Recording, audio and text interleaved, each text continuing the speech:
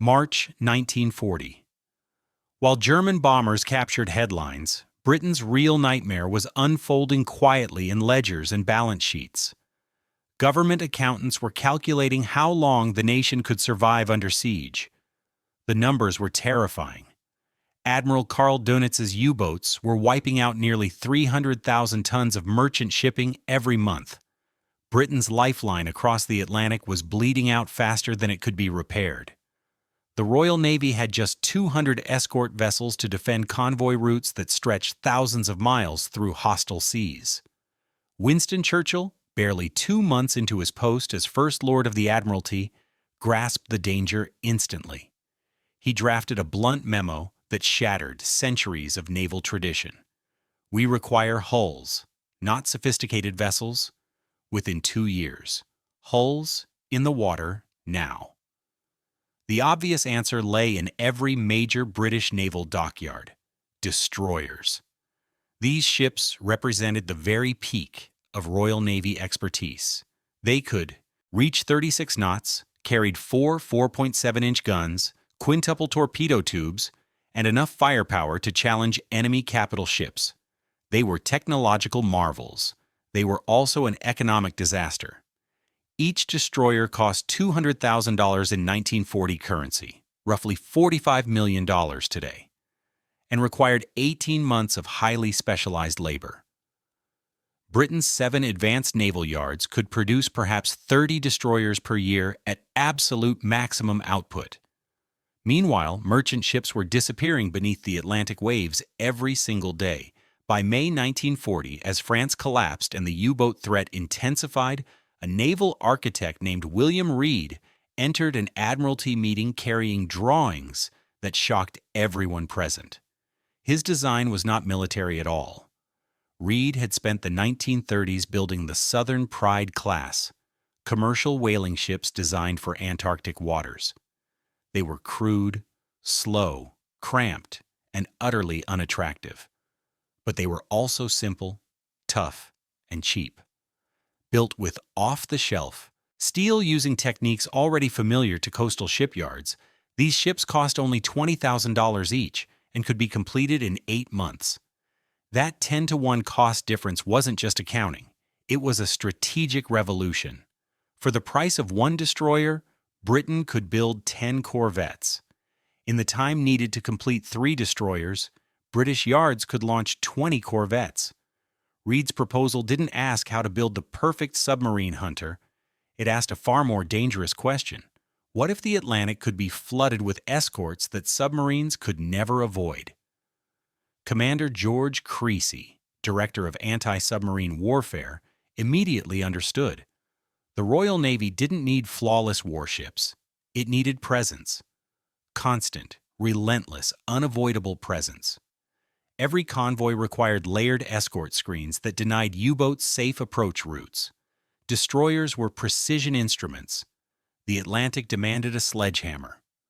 On July 25, 1940, as the Battle of Britain thundered overhead, the Admiralty placed contracts for 58 new escort vessels.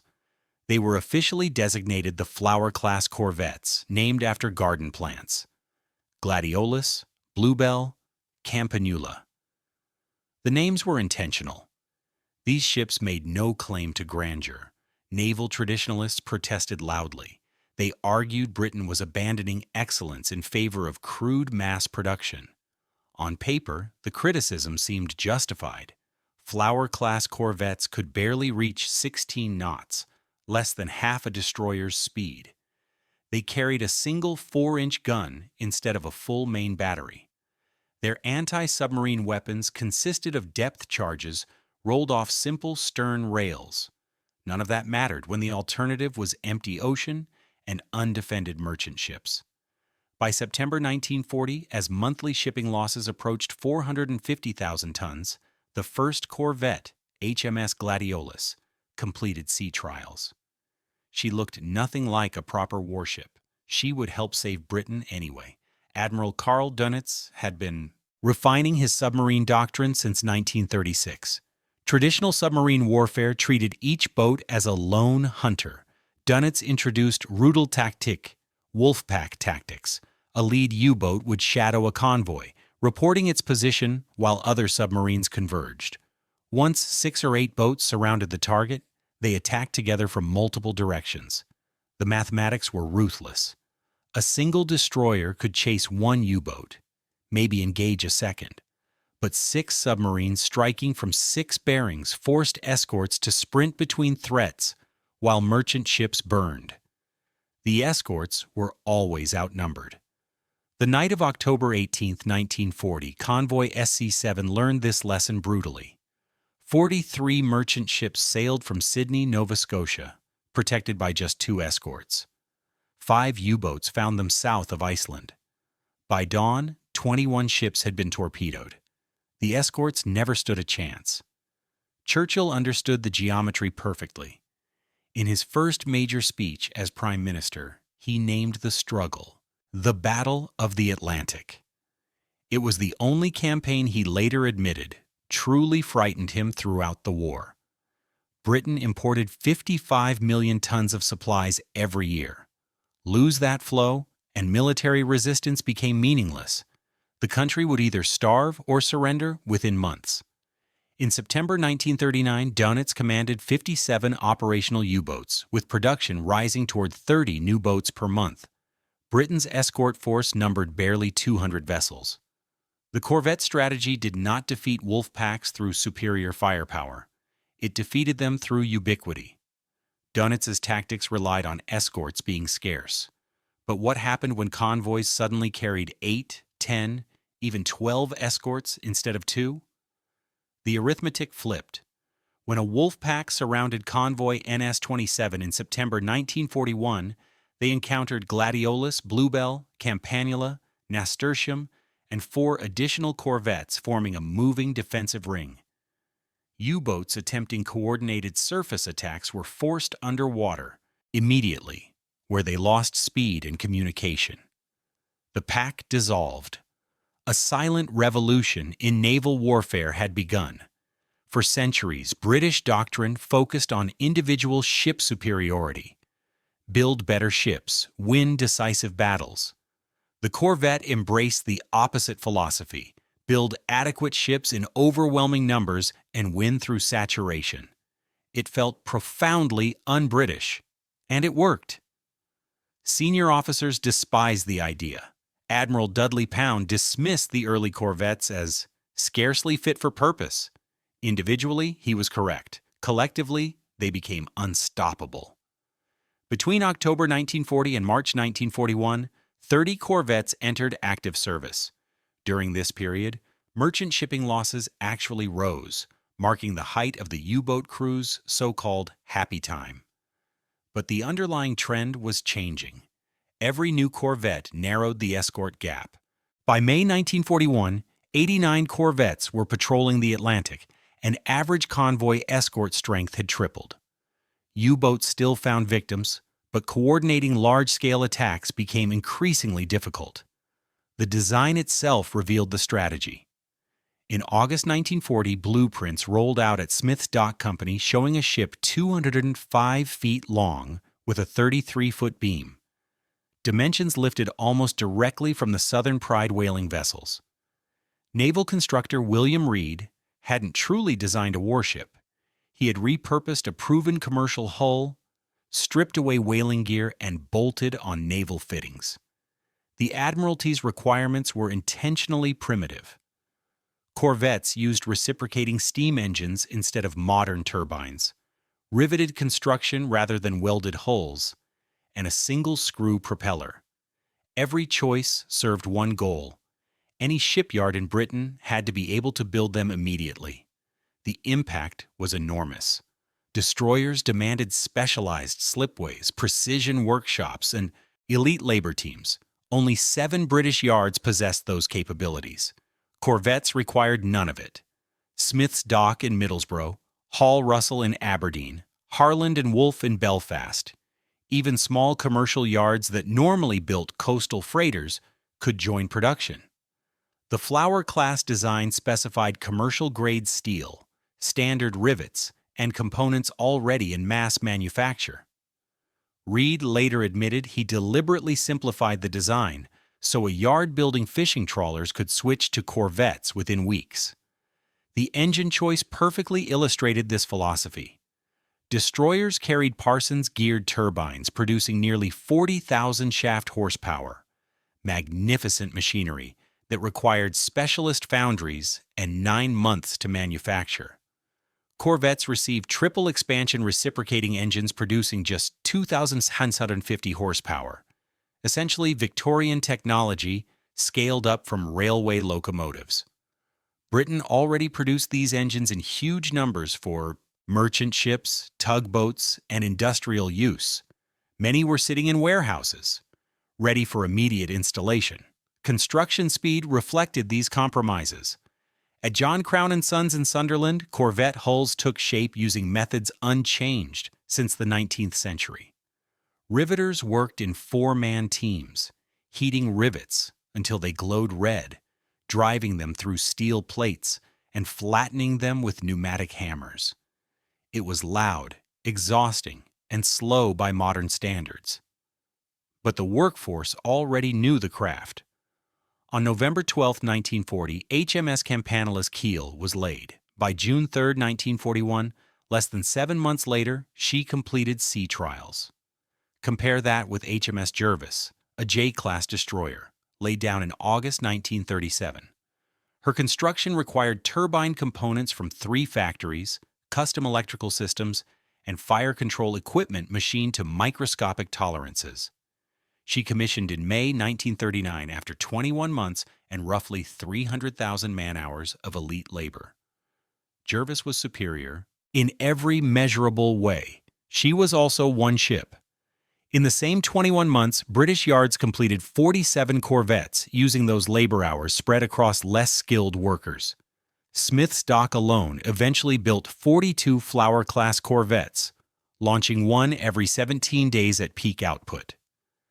The Admiralty had knowingly traded perfection for volume and staked Britain's survival on the belief that quantity could replace quality.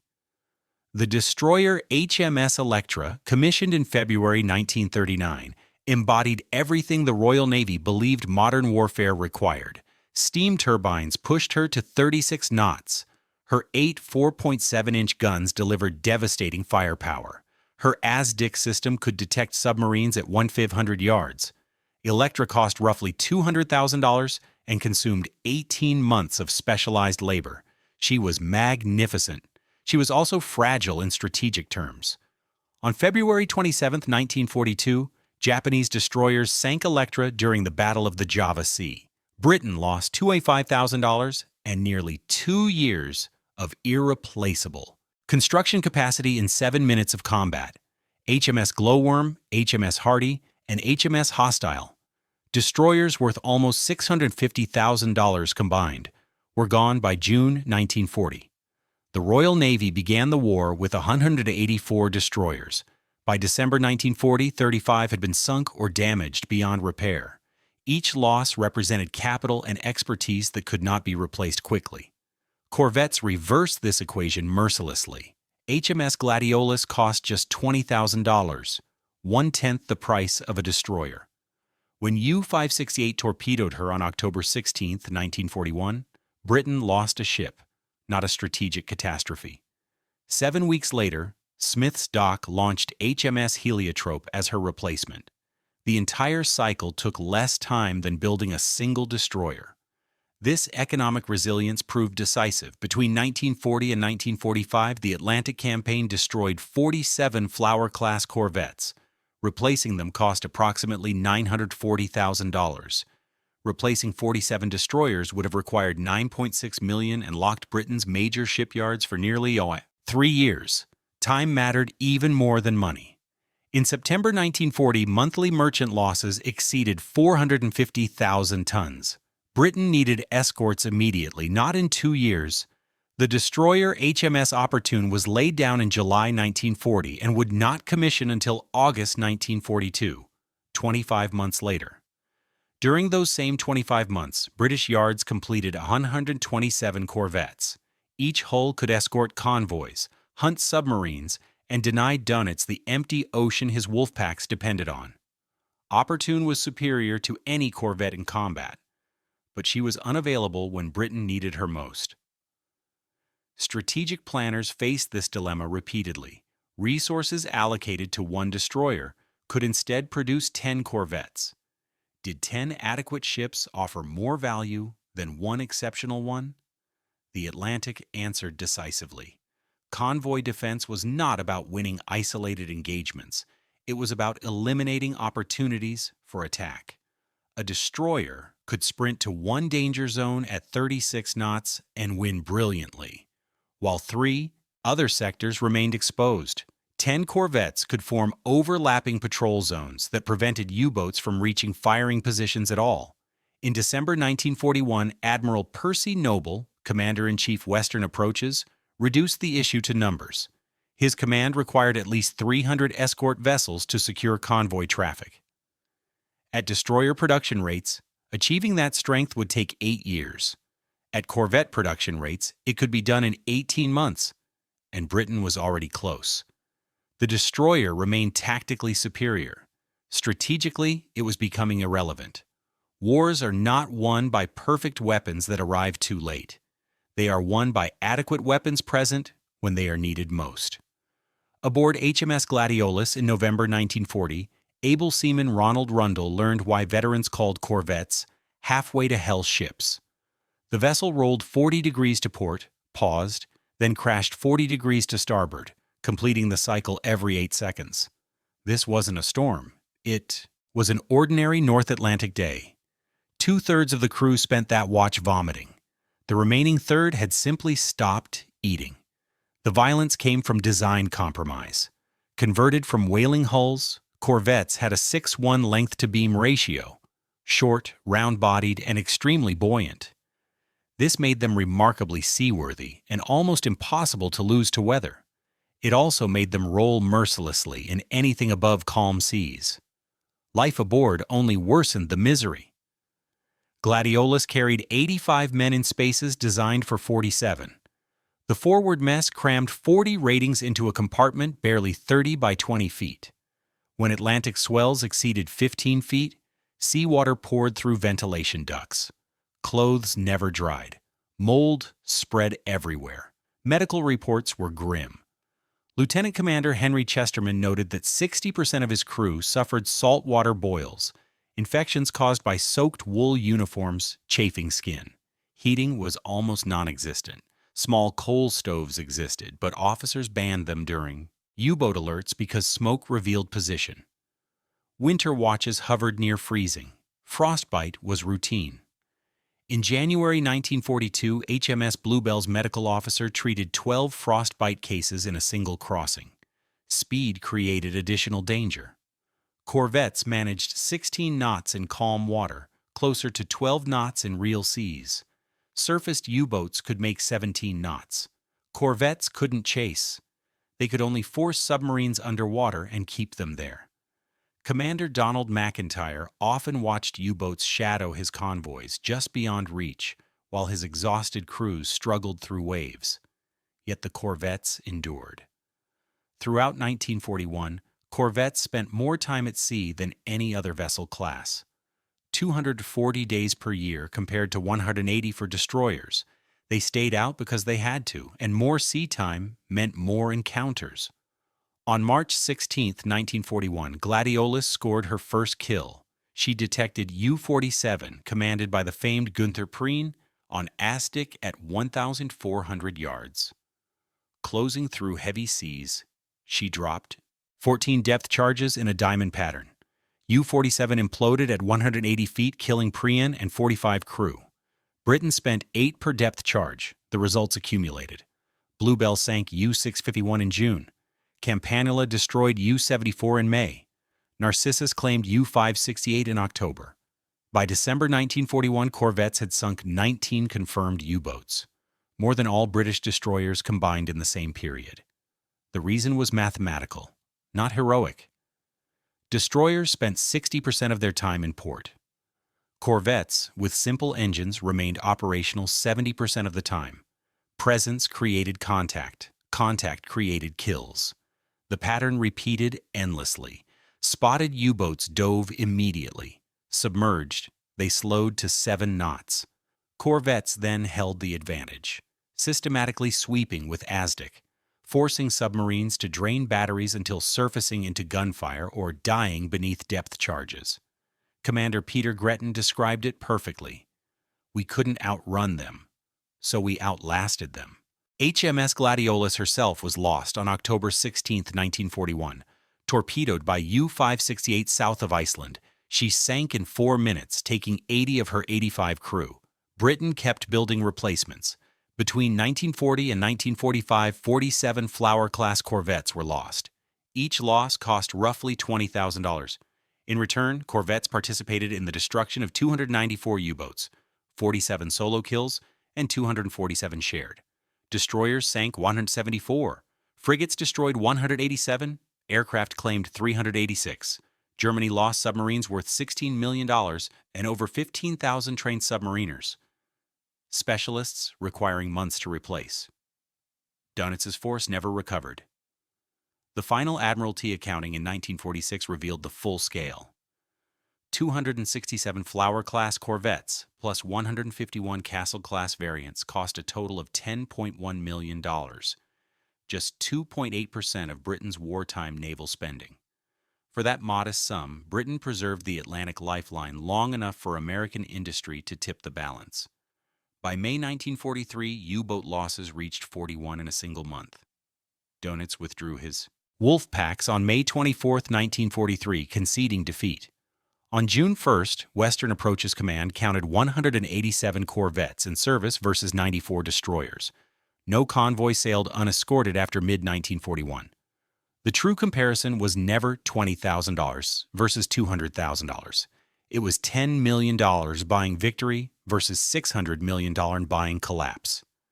By choosing adequate ships over perfect ones, Britain saved not only its convoys, but its ability to remain in the war. That is something no destroyer, however magnificent, could ever claim.